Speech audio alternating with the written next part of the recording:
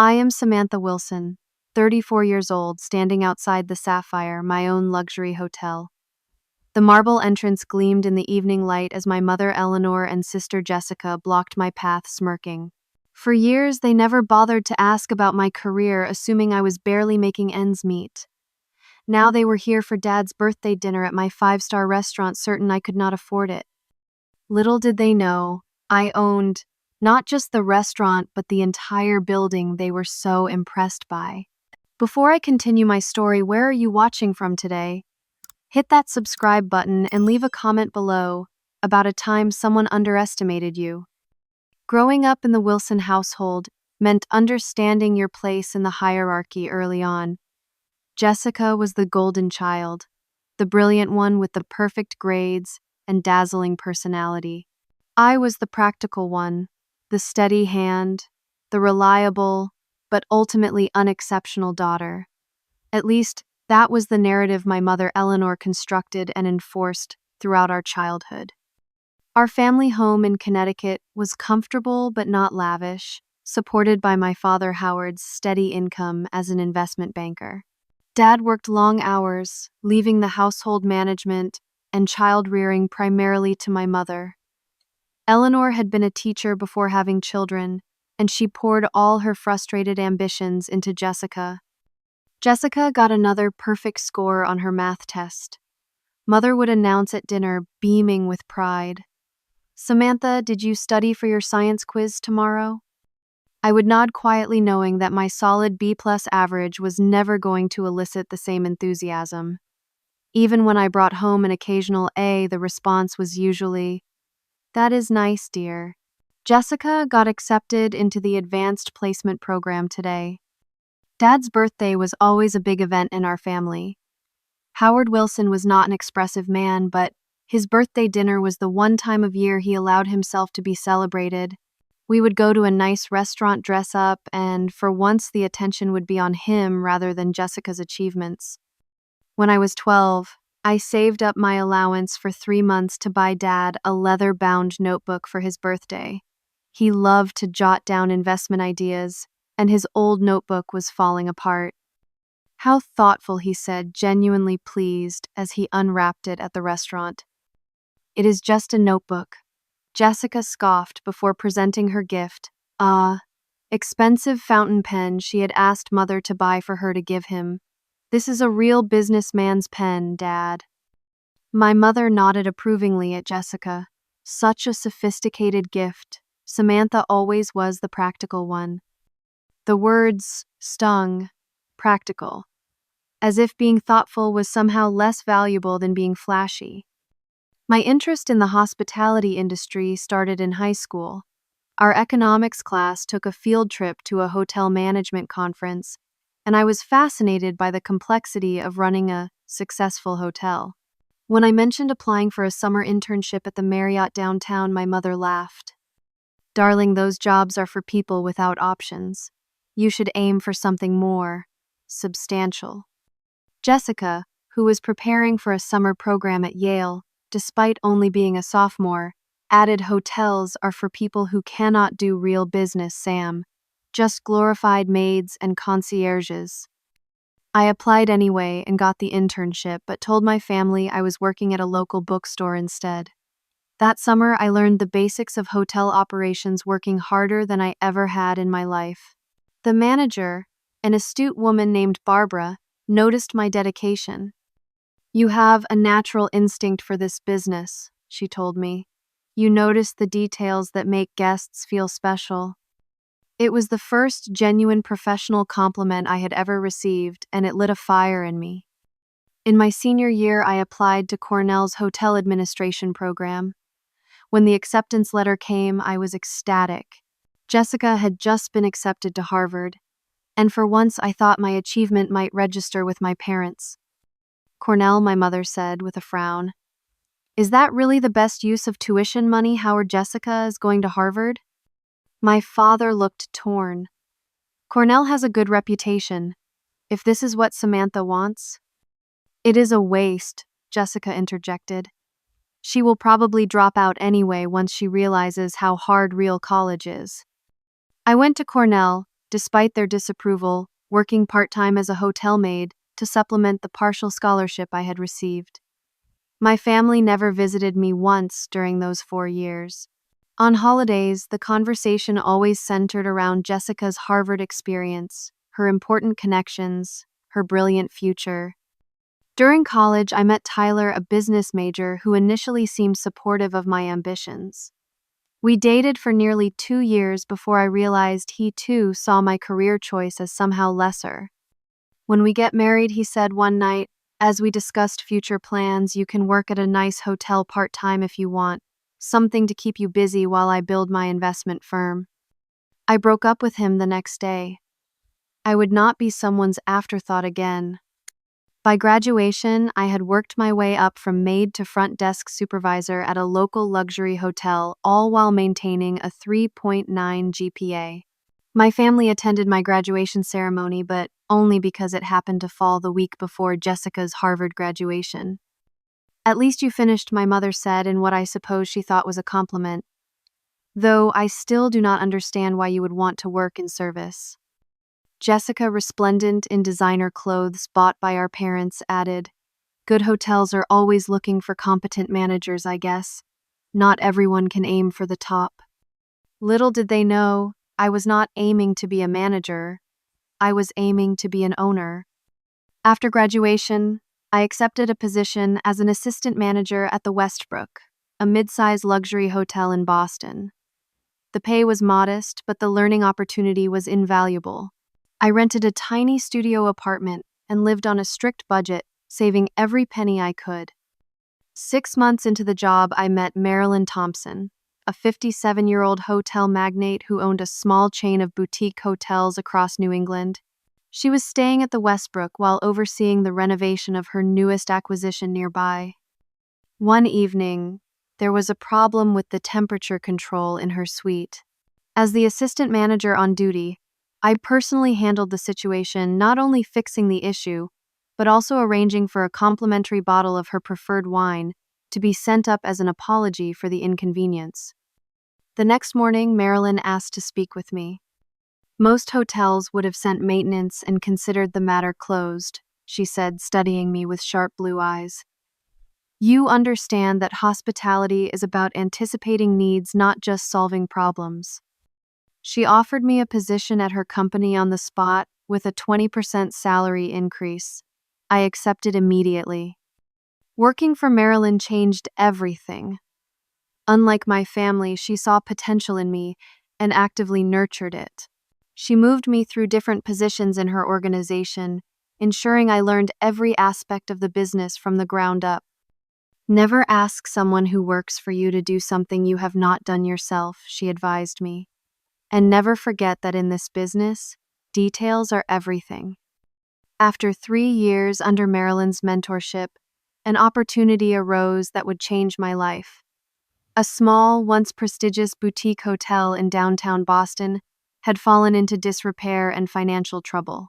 The owner was looking to sell quickly. "It is a diamond covered in coal dust," Marilyn told me when she mentioned the property. "Someone with vision could transform it." That night, I could barely sleep. By morning, I had made my decision.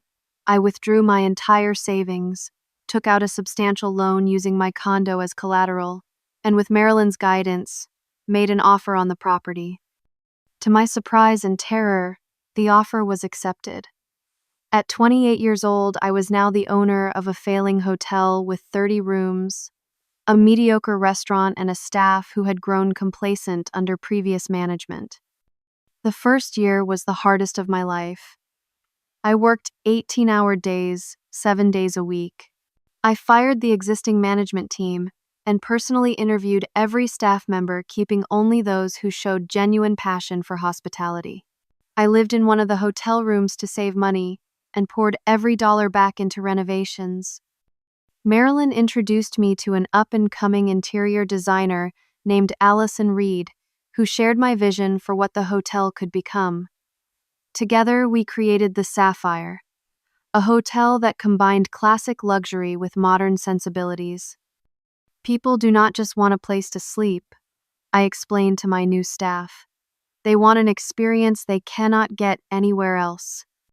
We focused on creating unique touches, custom blended bath products partnerships with local artisans for room decor, and a restaurant that showcased New England cuisine with an innovative twist.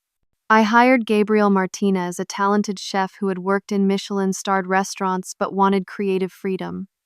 9 months after purchasing the hotel, we were still operating at a loss.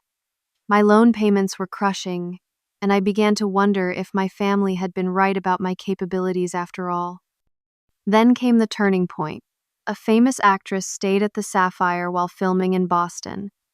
She posted about her experience on social media, praising the personalized service and attention to detail. Overnight, our bookings doubled. 3 months later, we were operating at full capacity most nights, and the restaurant had a 2-month waiting list for weekend reservations. By year 3, the Sapphire was profitable enough that I could begin looking for a second property. I found a struggling bed and breakfast in Newport, Rhode Island, and transformed it into the Sapphire Cove, maintaining the same brand standards and philosophy. Throughout this time, my family remained oblivious to my success. Our conversations during holiday gatherings were still dominated by Jessica's career at a prestigious consulting firm and my mother's prideful updates about her accomplishments.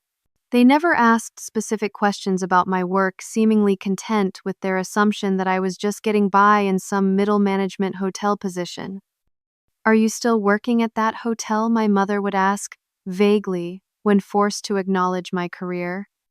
"I am still in the hotel business," I would answer truthfully, choosing not to elaborate.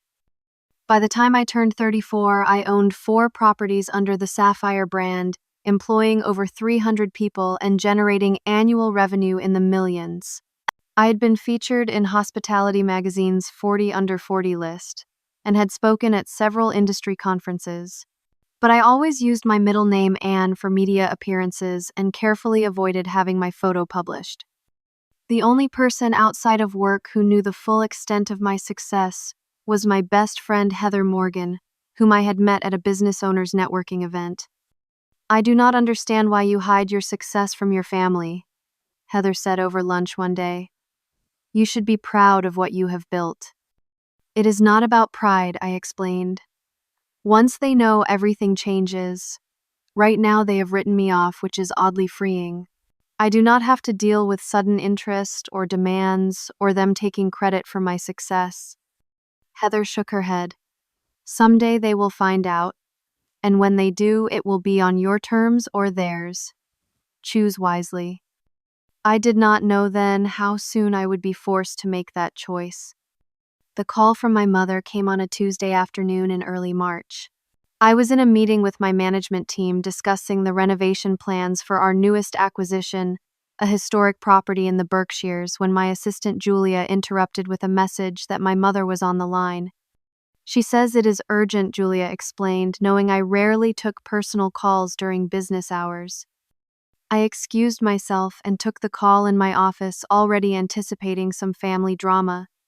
"Samantha, we are planning your father's 65th birthday dinner," Eleanor announced without preamble. "It will be at the Sapphire in Boston. Jessica says it is the place to be seen these days." My heart skipped a beat. Of all the restaurants in Boston, they had chosen mine. "The Sapphire?" I asked, trying to keep my voice neutral. "That is supposed to be quite expensive." "Well, your father deserves the best," she replied, with a hint of condescension. "Jessica has already made the reservation for Friday next week, 8 o'clock. I assume you can make it." "I will check my calendar," I said, stalling for time as my mind raced. "Do not be difficult, Samantha. Your sister went to considerable trouble to get this reservation. Apparently they are booked solid for months." I had to suppress a laugh at that. Jessica had likely used her consulting firm connections to pull strings for the reservation, unaware that a simple call to me would have secured them the best table in the house. "I will be there," I promised, already formulating a plan. No sooner had I hung up with my mother than a text from Jessica arrived. "Hope you can afford the Sapphire for Dad's B-Day. Let me know if you need to borrow some cash for your share of the bill. I know hotel management doesn't exactly pay the big bucks. The condescension was so typical that it barely registered anymore. What did register was that this dinner would force a reckoning I had been avoiding for years. After my meeting concluded, I called Allison, who had become the general manager of the Sapphire after helping me design it. My family is coming for dinner next Friday, I explained. They do not know I own the place. Allison let out a low whistle. Well, this should be interesting. What do you want to do? Should we pretend not to know you? I considered it for a moment. I could simply attend the dinner as a guest, let my family continue in their ignorance, pay my portion of the bill, and leave things as they had always been. But Heather's words echoed in my mind. Someday they will find out, and when they do, it will be on your terms or theirs. No, I decided. No more hiding. But I want to do this my way. Can you put them in the private dining room? And I want to make some special arrangements for my father. Over the next week, I threw myself into preparations. I had our chef Gabriel create a special tasting menu featuring elevated versions of my father's favorite foods. I imported a case of his favorite Bordeaux, a wine he rarely indulged in because of its cost. I arranged for a custom birthday cake that replicated the first investment property he had ever purchased, the achievement he was most proud of. As the day approached, I found myself increasingly anxious. Last year's birthday dinner for my father had been at an upscale steakhouse where Jessica had dominated the conversation with stories of her recent promotion. When the bill came, there had been an awkward moment where Jessica and my mother both looked at their phones, leaving me to cover a larger portion than I had budgeted for. It is good you could contribute, my mother had said, as if I had done the bare minimum expected. This year would be different. This year they would finally see me. The night before the dinner, I agonized over what to wear. I wanted to look professional, but not flashy successful, but not like I was trying too hard. I finally settled on a tailored navy blue dress with subtle gold accessories, including a small sapphire pendant that matched the hotel's branding perfectly. I decided to arrive separately from my family. They would be coming together from my parents' home in the suburbs, while I would come directly from my penthouse apartment just 3 blocks from the hotel. I rarely stayed there, preferring my main residence in Cambridge, but tonight it would serve its purpose perfectly. As I prepared to leave, I caught my reflection in the mirror. The woman staring back at me was poised, successful, and about to reclaim her narrative. For a moment, I felt a twinge of guilt about the dramatic revelation to come, but I quickly pushed it aside. I had not created this situation. I had simply succeeded despite the limitations my family had placed on me. You are ready for this, I told my reflection. You have been ready for years. With that, I grabbed my keys and headed out, ready to face a confrontation years in the making. The evening air carried a hint of early spring as I approached the Sapphire. Even after 6 years of ownership, I still felt a surge of pride when I saw the building. The original Victorian facade had been carefully restored with subtle blue lighting highlighting its architectural details.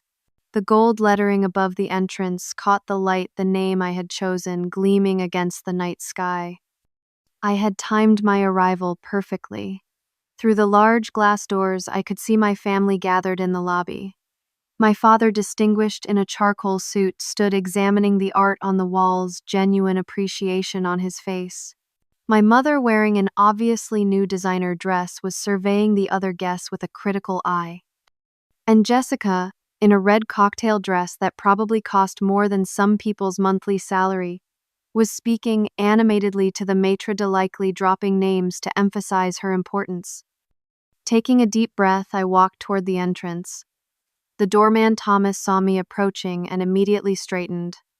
I subtly shook my head, indicating he should not greet me by name. He gave a nearly imperceptible nod in understanding. I was about 10 feet from the door when Jessica spotted me. She excused herself from the maitre d' and moved to intercept me, a familiar, mocking smile spreading across her face. Well, look who finally showed up, she said loud enough for nearby guests to hear. Nice of you to join us, little sister. Hello, Jessica, I replied calmly. You look well. Love the dress, she said, eyeing my outfit with thinly veiled disdain. Nordstrom Rack. You always did know how to stretch $1. Before I could respond, my mother joined us, her critical gaze sweeping over me from head to toe. Samantha, you are nearly late, she chided, as though I had already committed a social faux pas. We were beginning to wonder if you would show up at all. I would not miss Dad's birthday, I said simply. Well, I hope you are prepared for the prices here, she said in a stage whisper. This is not the kind of establishment that serves early bird specials. Jessica snickered at this, positioning herself directly in front of the entrance, as if to physically block my way. Maybe we should make sure you can afford this place before we go in, she suggested, her voice dripping with condescension. We would not want you to embarrass yourself when the bill comes. My father had noticed our gathering by the door and approached, looking uncomfortable with the obvious tension. There is my other birthday girl, he said, attempting to diffuse the situation with awkward cheerfulness. Ready for dinner? Actually, Jessica interjected, we were just discussing whether Samantha can handle the prices here. This is the hottest restaurant in Boston right now. The owner is apparently some hospitality wonderkind who has been buying up properties all over New England. I am sure I can manage, I said, meeting her gaze steadily. Samantha, my mother said with exaggerated patience, there is no shame in admitting when something is beyond your means. We do not want you to feel uncomfortable all evening, worrying about the check. That is right, Jessica added with mock concern. This is not like the places you are used to. The cheapest entree is probably your entire day's salary. Several guests waiting nearby were beginning to take notice of our conversation, some watching with undisguised interest. The host at the reservation desk was looking increasingly concerned, recognizing me, but unsure whether to intervene. My mother leaned in closer, her voice low but sharp. Perhaps you should consider finding a more appropriate career path. Jessica could put in a word at her firm for an administrative position, something more suited to your abilities. It was the same dismissive attitude I had faced my entire life, but somehow hearing it here in the business I had built from nothing struck a deeper nerve than usual. Just as I was deciding how to respond, I noticed Daniel, my head of security, approaching from across the lobby. His face was professionally neutral, but I could see the protectiveness in his stance. Is there a problem here? He asked, his deep voice cutting through the tension. Jessica turned to him with her most charming smile. No problem at all. We are just waiting for our table. Daniel did not even glance at her. His eyes were fixed on me. Good evening, Miss Wilson. Is everything all right? The shift in the atmosphere was immediate and palpable. Jessica's smile froze on her face. My mother's eyes widened in confusion. My father looked from Daniel to me with dawning comprehension. Everything is fine, Daniel, I replied calmly. My family and I were just about to head in for my father's birthday dinner. Of course, he nodded, his tone now clearly deferential. Lisa mentioned you had made special arrangements for the Wellington room tonight. Would you like me to escort your family there now? Jessica's mouth opened and closed without sound. My mother gripped my father's arm so tightly her knuckles whitened. The moment of truth had arrived, and there was no turning back now. That would be perfect, thank you, I said, and with a slight gesture invited my stunned family to follow us into my hotel. The lobby of the Sapphire fell silent as Daniel led our small procession across the marble floor. The usual buzz of conversation dimmed, and I noticed several staff members pausing in their duties to watch. They all knew who I was, of course, but the scene unfolding before them was unprecedented. Jessica walked as if in a trance, her earlier confidence evaporated. My mother clutched my father's arm like a lifeline, her expression cycling rapidly between confusion, disbelief, and something that looked suspiciously like calculation. Only my father seemed to be recovering from the initial shock, his eyes darting around the space with new interest, seeing it now not just as an impressive venue, but as something connected to his daughter.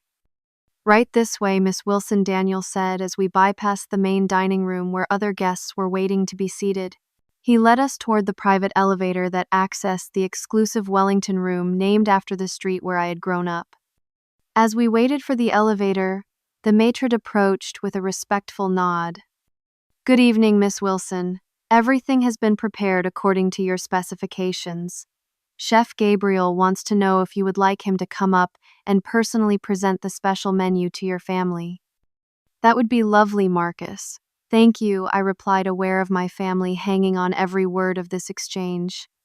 The elevator doors opened, and Daniel ushered us inside.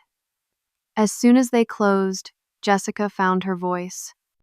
"What is going on?" she demanded, her tone a mixture of anger and bewilderment. "Why are they calling you Miss Wilson? Do you work here?" I met her gaze directly. "Not exactly." My mother stepped forward, her social training kicking in despite her confusion. "Samantha, I think you owe us an explanation. Have you been keeping secrets from your family?" The elevator arrived at the top floor, and the doors opened to reveal a beautifully appointed private dining room.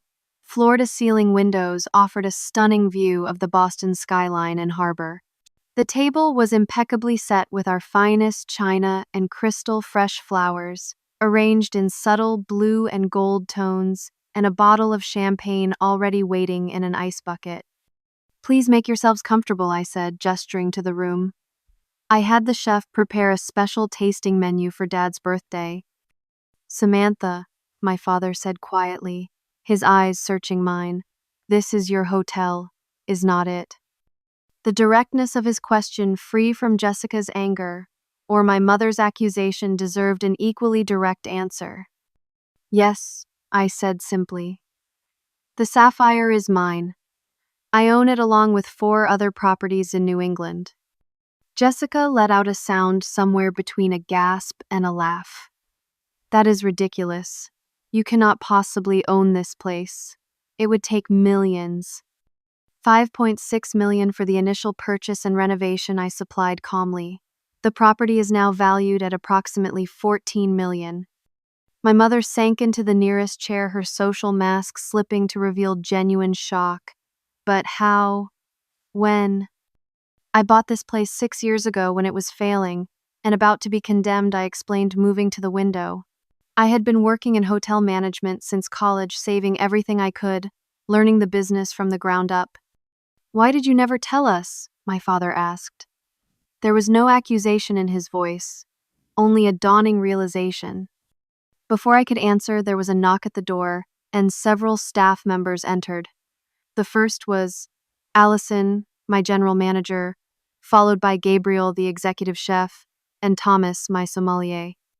"Allow me to introduce some of my key team members," I said.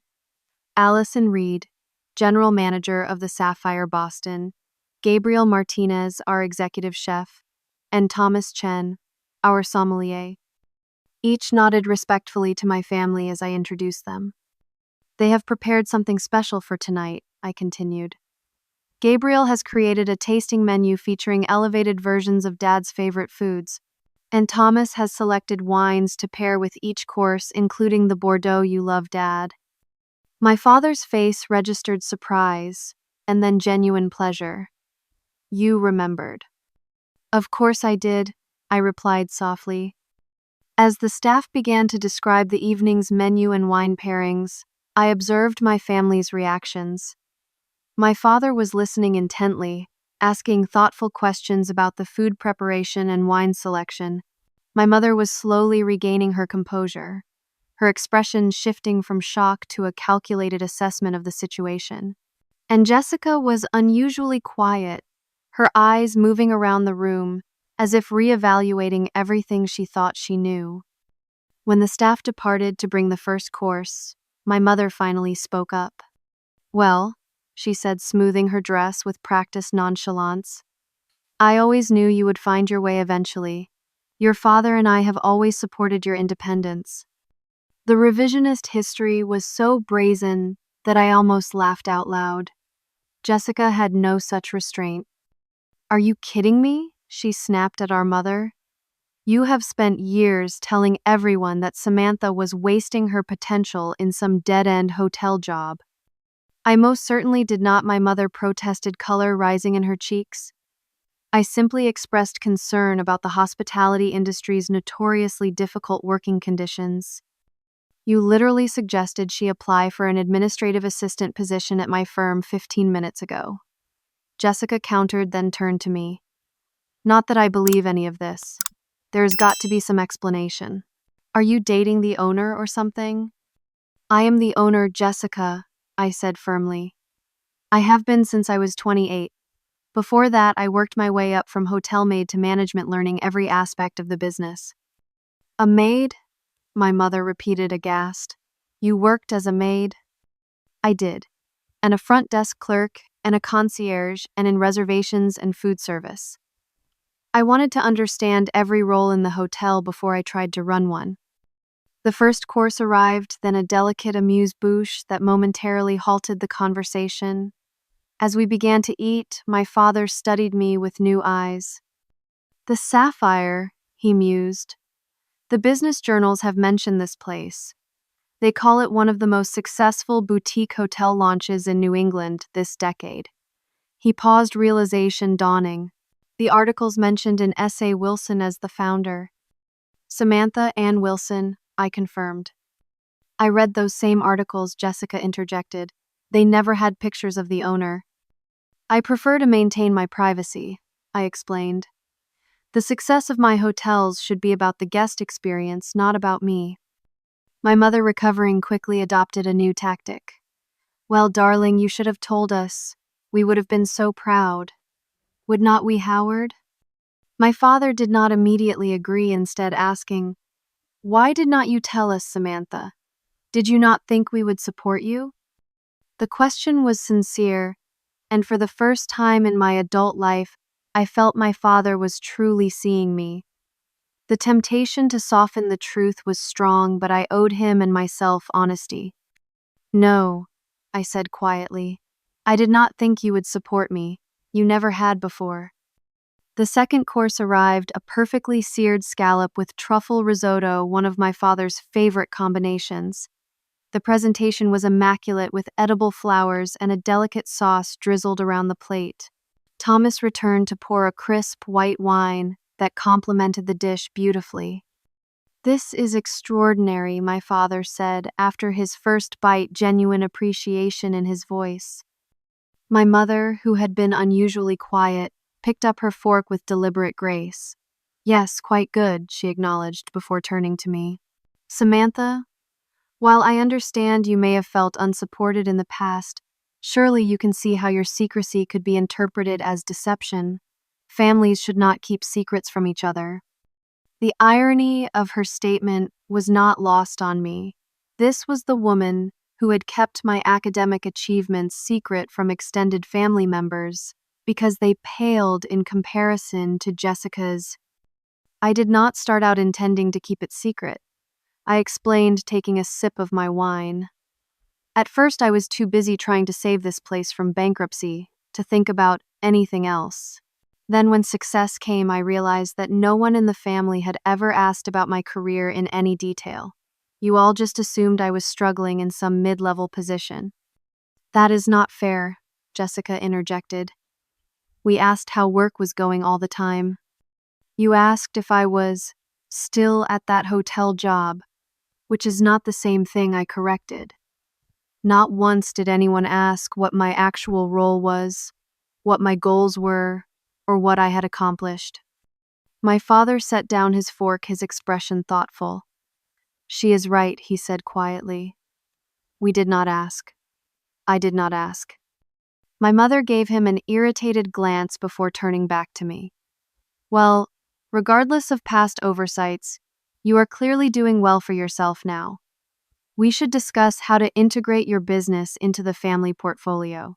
Howard could offer valuable guidance on investment strategies, and Jessica's consulting experience could help streamline your operations." The suggestion was so presumptuous that I nearly choked on my wine. After years of dismissing my career, she now wanted to integrate my successful business into the family she had never thought I could contribute to meaningfully. My business is doing quite well, as is, I said evenly. I have a team of financial advisors and consultants already.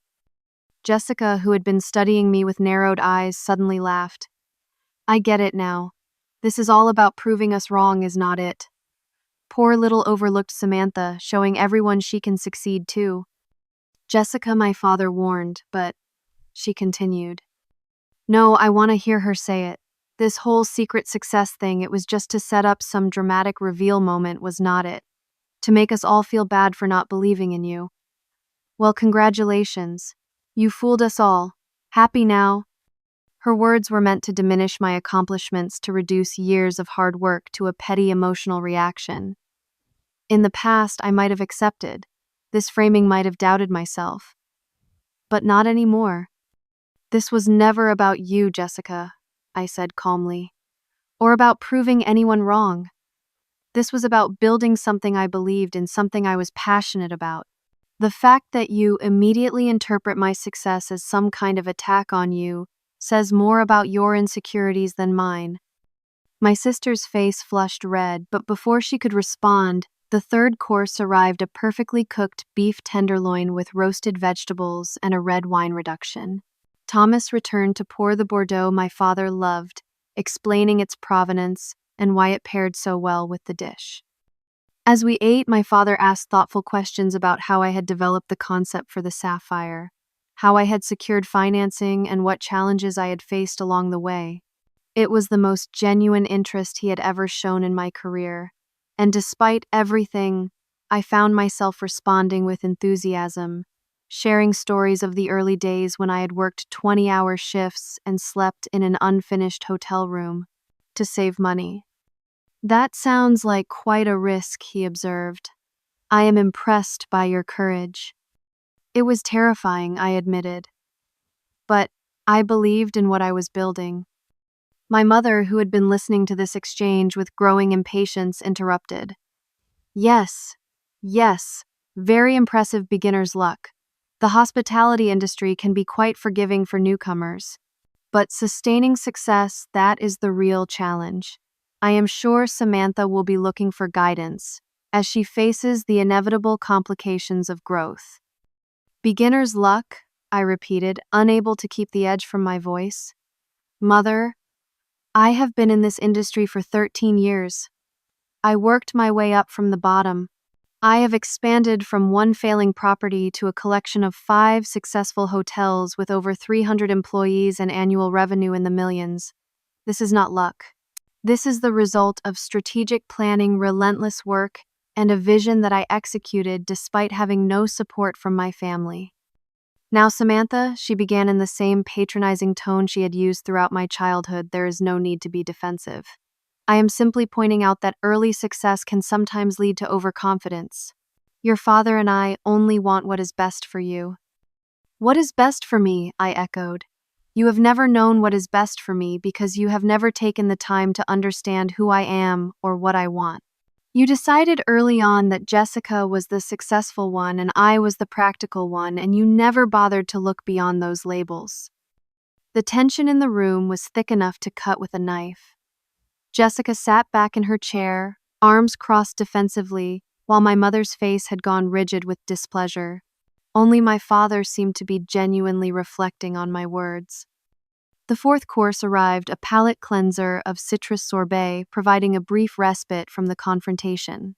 As we ate in uncomfortable silence, I noticed my father looking around the room with new appreciation, taking in the details of the design, the quality of the furnishings, the view I had specifically chosen for this space. You did all this yourself? He asked finally. Designed it, financed it, built the business. I had help, I acknowledged.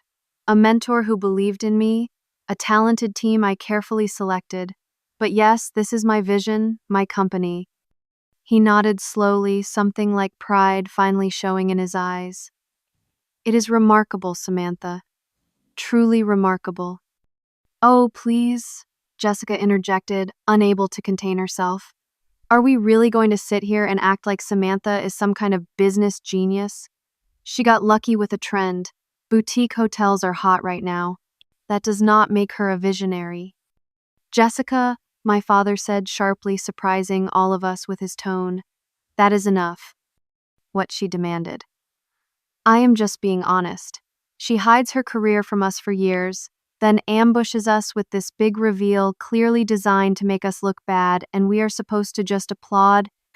Your sister has built something impressive, he replied firmly. Something that took vision, courage, and tremendous hard work. I think we all owe her an apology for not recognizing her potential sooner. My mother gasped as if he had suggested something scandalous. Howard, Samantha is the one who deceived us. If anyone should apologize.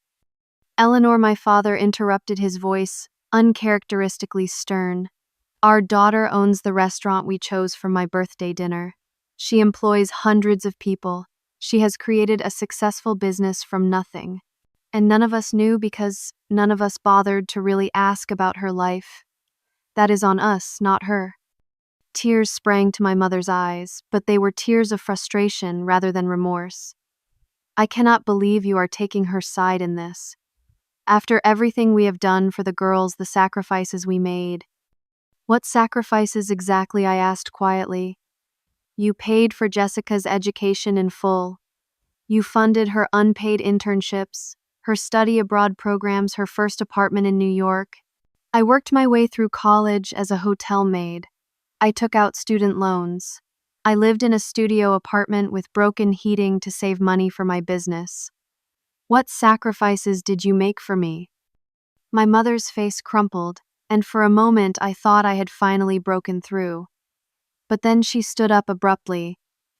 I will not sit here and be attacked by my own daughter. Howard, we are leaving. My father did not move. No, Eleanor, we are not. This is my birthday dinner and I want to stay. Samantha has gone to considerable trouble to make this evening special for me, and I intend to enjoy it. It was the first time I could remember my father directly contradicting my mother. The shock of it momentarily silenced everyone at the table. Into this silence, the executive chef arrived with the birthday cake, a perfect miniature replica of my father's first investment property, complete with tiny architectural details he had often pointed out with pride. My father's eyes widened in recognition, and then to my astonishment, they filled with tears. That is Wellington Square, he said softly. My first building. I remembered how much it meant to you, I said. You used to take us there sometimes on weekends, show us the improvements you were making. You paid attention, he said almost to himself. All those times you were really listening. The chef set the cake down and discreetly withdrew, leaving our family in a moment of unexpected vulnerability. My mother, still standing, looked between my father's emotional reaction and my calm confidence, clearly realizing she was losing control of the narrative she had maintained for so long. Sit down, Eleanor, my father said gently. Let us celebrate our daughter's success, not resent it. After a tense moment, she slowly sank back into her chair, composure visibly fragile. Jessica, watching this exchange with wide eyes, seemed suddenly uncertain of her role in the family dynamic that was rapidly shifting before her. As the cake was served, my father raised his glass. To Samantha, he said, his voice steady despite the emotion in his eyes. For showing us all what determination and vision can accomplish. I am sorry it took me so long to see it. It was the validation I had stopped looking for years ago, and yet hearing it now still moved something deep within me. As we clinked glasses, I realized that while I no longer needed my family's approval to know my worth, there was still healing to be found in this moment of truth. The days following that revelatory dinner brought changes I had not anticipated. My father called the next morning and asked if he could visit the Sapphire again, this time for a proper tour. He arrived promptly at 10 a.m., dressed casually but neatly with a genuine interest that touched me deeply. I want to see it all, he said. Every part of what you have built. I took him through the entire hotel, from the elegant guest rooms to the state-of-the-art kitchen, from the rooftop garden where we grew herbs, for the restaurant to the basement, where we had installed energy-efficient systems to reduce our carbon footprint. At each stop, he asked thoughtful questions and listened intently to my answers. "You know," he said as we stood on the rooftop overlooking the city, "I always thought Jessica was the one who took after me with her head for business. But watching you explain your operation, hearing the passion and precision in your voice, I see myself in you more than I ever realized." "Really?" I asked, surprised by the comparison. "Absolutely.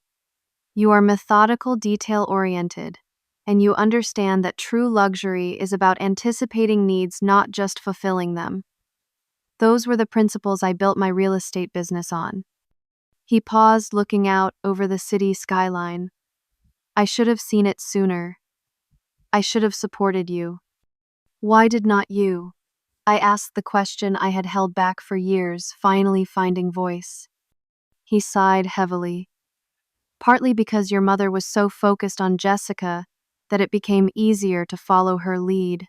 Partly because I did not understand the hospitality industry and dismissed it without taking the time to learn.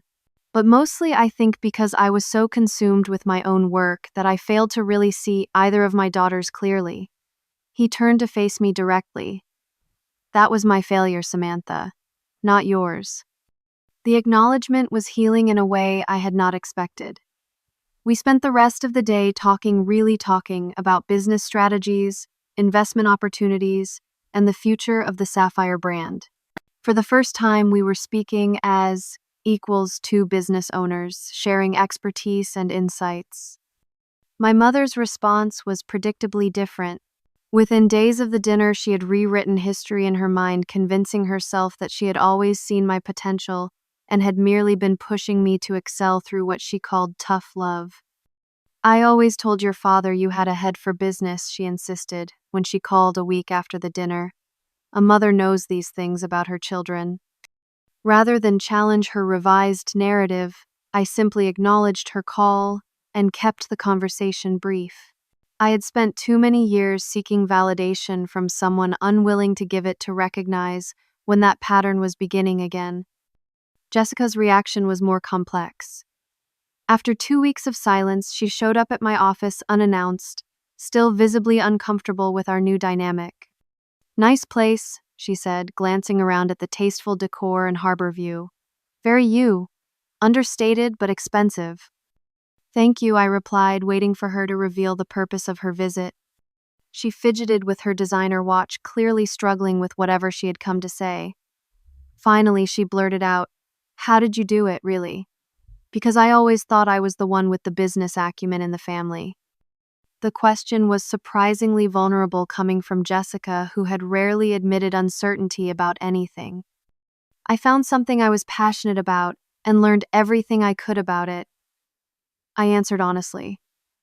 "I worked harder than I thought possible, took calculated risks, and built a team of people who shared my vision." "But did not you ever doubt yourself?" she pressed. "Did not you ever think about giving up?" "Of course I did," I admitted. "Especially that first year when we were operating at a loss and I was working 18-hour days just to keep the doors open. But I believed in what I was building enough to push through the doubt." She nodded, slowly absorbing this. "I never really have to push through anything," she said after a moment. "Everything has always come easily to me, or when it did not, someone stepped in to smooth the way." It was the most self-aware thing I had ever heard my sister say. In that moment, I glimpsed the insecurity beneath her confident exterior, the fear that perhaps her success was more about privilege than merit. "It is never too late to challenge yourself," I offered, "to build something that is truly yours." Our relationship remained complicated, a mix of old resentments and new respect, but that conversation marked the beginning of a more honest dynamic between us. In the months that followed, I found myself reflecting on the lessons of my journey. Success had not come from proving my family wrong, but from believing in myself when no one else did. The greatest freedom had come not from their validation, but from stopping the search for it. I channeled these realizations into a new initiative at the Sapphire. We established a mentorship program for young people interested in the hospitality industry but lacking traditional advantages. I personally funded scholarships for promising students who, like me, were working their way through school in hotel jobs. During the orientation for our first cohort of scholarship recipients, I shared my story openly for the first time. "The world will often tell you who they think you are," I told the group of eager young faces. "Your job is not to convince them they are wrong, but to remain so focused on your vision that their opinions become irrelevant." One young woman raised her hand, but did not. It hurt, being underestimated by your own family. "Yes," I answered honestly. "It hurt deeply, but that pain became fuel for my determination. And eventually I learned that true success is not about proving others wrong, but about creating something that proves you right." A year later, we celebrated my father's 66th birthday at the Sapphire Cove, my Newport property. The dynamic was markedly different from the previous year. My father and I had developed a genuine friendship based on mutual respect and shared business interests. My mother maintained her revisionist version of the past but had learned to curb her more dismissive comments. And Jessica, while still occasionally competitive, had begun to find her own authentic path rather than the one that had been prescribed for her. As we gathered on the terrace overlooking the ocean, I realized that the most valuable thing I had built was not the hotel empire that bore my name, but the sense of self-worth that no one could take from me. The greatest luxury was not the material success, but the freedom from seeking external validation. The journey had taught me that family blindness, whether intentional or not, only costs those who cannot see. My worth had always been there waiting to be recognized, not by them, but by me. Have you ever been underestimated by the people who should have believed in you most? How did that shape your journey to success? I would love to hear your stories in the comments below. And if this resonated with you, please hit the like button, subscribe to my channel, and share this video with someone who might need to hear that their worth is not determined by other people's perception. Thank you for listening to my story today. And remember, sometimes the greatest revenge is not proving others wrong, but proving yourself right.